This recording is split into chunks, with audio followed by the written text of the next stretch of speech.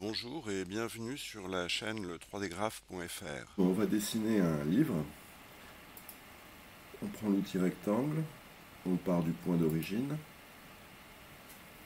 on s'écarte et on rentre les cotes ici dans la fenêtre de cotation, c'est-à-dire qu'on va rentrer 30.7, puis Enter, pour avoir la dimension de notre extérieur de notre livre.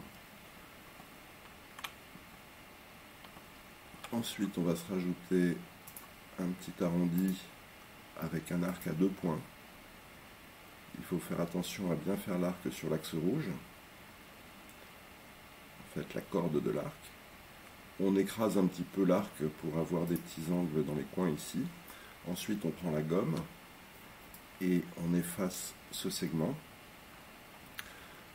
Ensuite, on peut prendre ces trois segments qui forment le bord du livre, de la couverture, et ensuite on va décaler vers l'intérieur et on saisit toujours dans la boîte de mesure 0,5, enfin 0,5, entrée. Il faut maintenant s'ajouter deux petits arcs à cet endroit-là. On peut prendre cette fois-ci l'arc centre. En côté, on va réduire le nombre de côtés, pas la peine de monter dans les tours sur ces petits bouts. Donc on va mettre 6 côtés, on tape 6, Enter. Ensuite on indique le centre qui est le milieu du segment. Point de départ, point d'arrivée. Et on recommence de l'autre côté. Puis on efface les deux segments aux extrémités. Ensuite, on double-clique la surface de la couverture et on fait un groupe avec le clic bouton droit, créer groupe. Pareil pour les pages. Les voilà groupés. Ensuite, on double-clique sur la couverture. On prend l'outil pousser-tirer, P, et on clique et on glisse dans la direction voulue, on lâche et on rentre 40, Enter, entrée. Pour les pages, donc on sort de ce groupe, on double-clique pour entrer dans le groupe des pages,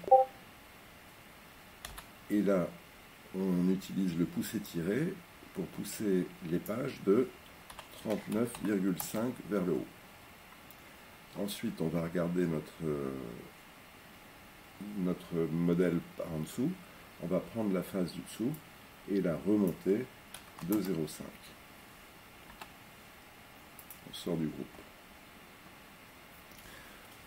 Il faut maintenant lisser les lignes qui apparaissent ici, ainsi que celle-ci, celle-là, et les deux mêmes de l'autre côté. Donc on rentre dans la couverture par double-clic. Ici, on va masquer les pages. Pour ce faire, on va dans Affichage, Modification du composant et masquer le reste du modèle. C'est la touche H. Ici, il nous faut sélectionner toutes ces lignes. Alors, il y en a beaucoup. Comme il y en a beaucoup, on va passer en mode filaire, de manière à faire disparaître les faces et ne sélectionner que des traits. Là, si on fait par exemple un pomme ou un CTRL A, on ne sélectionne que des arêtes, c'est indiqué ici. Donc, on va prendre avec la fenêtre Crossing ces lignes-ci. On supprime celle-ci de la sélection qui est une arête extérieure. Et là, on a bien 13 arêtes de sélectionner que l'on peut adoucir et lisser. On repasse en mode ombré avec texture. Et effectivement, ça a fonctionné. Alors peut-être on n'aurait pas dû lisser ces deux lignes-là d'angle. Donc on va faire apparaître la géométrie cachée, ce qui nous permet de voir toutes les lignes adoucies, lissées. On va reprendre ces deux lignes-ci et enlever, adoucir, lisser. Et on retourne dans l'affichage pour masquer la géométrie cachée. On sort du groupe. Ensuite, on va faire la tranche. On re-rentre dans le groupe couverture.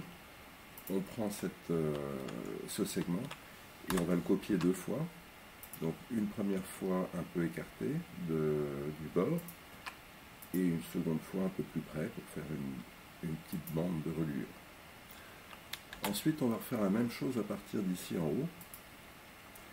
Mais cette fois-ci, on va prendre nos points de départ et d'arrivée ici et là, de manière à ce que ce segment-ci nous serve de dimension, de pige, pour créer ce segment-là. Ici, on a la bande à faire, donc on reprend cet arc, et de la même manière, on va faire un move, on va prendre nos 2 points sur la dimension de la bande du dessous. On prend ces 2 arcs-ci, et on va les copier cette fois-ci du point du milieu ici, au point du milieu ici. Donc on a 2 groupes. Un groupe pour la couverture, un groupe pour les pages. On sélectionne les 2 groupes, on clique bouton droit et on crée un composant avec ces 2 éléments. On lui donne le nom de livre. On vérifie que cette case remplacer la sélection par le composant est bien cochée et on crée le composant. Bon, il n'aurait pas dû vous poser la question, là je suis en train de refaire l'exercice, donc j'avais déjà créé le composant, il me demande si je devais le remplacer. Ensuite, on va attribuer de la couleur aux livres et aux pages. Lorsque l'on attribue une couleur au composant, tous les objets qui sont à l'intérieur du composant prennent cette couleur. Pourquoi? Parce que les objets, celui-ci, on le voit ici, n'a pas de couleur, celui-ci non plus n'a pas de couleur. Donc tant qu'il n'a pas de couleur, il prend la couleur du composant. Si on rentre dans la couverture et qu'on attribue une couleur aux bandes, elles vont bien elles vont bien conserver leur couleur différente de celle du bouquin. Maintenant, on rentre dans les pages et là, on va attribuer la couleur. On va prendre donc dans la liste, on va aller chercher les motifs. Et dans les motifs, on va aller chercher une bande un peu épaisse. Et on va appliquer cette matière à la tranche.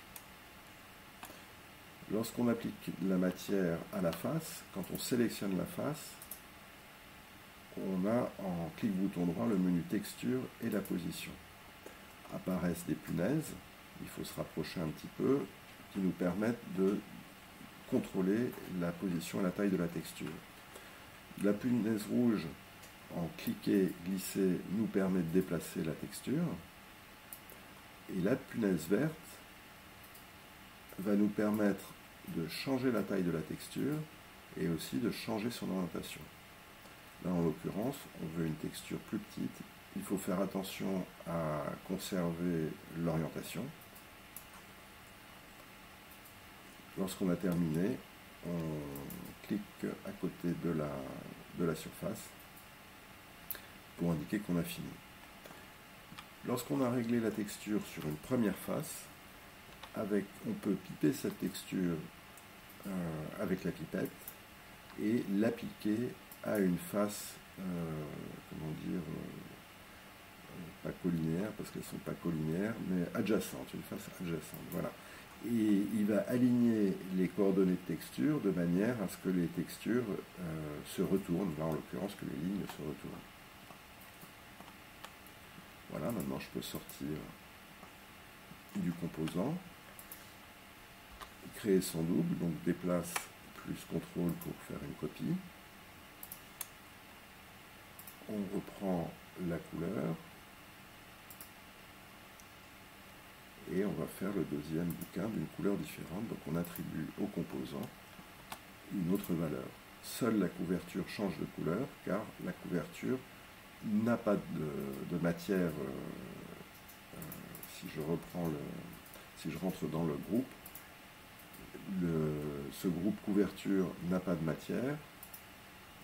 Ce groupe page n'a pas de matière non plus.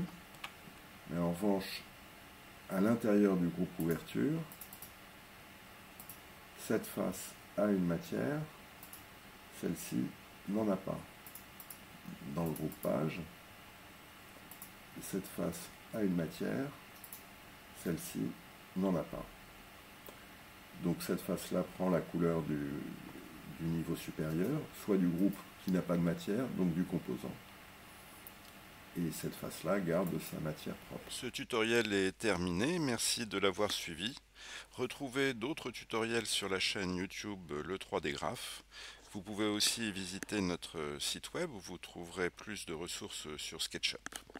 Voilà, à bientôt et au revoir.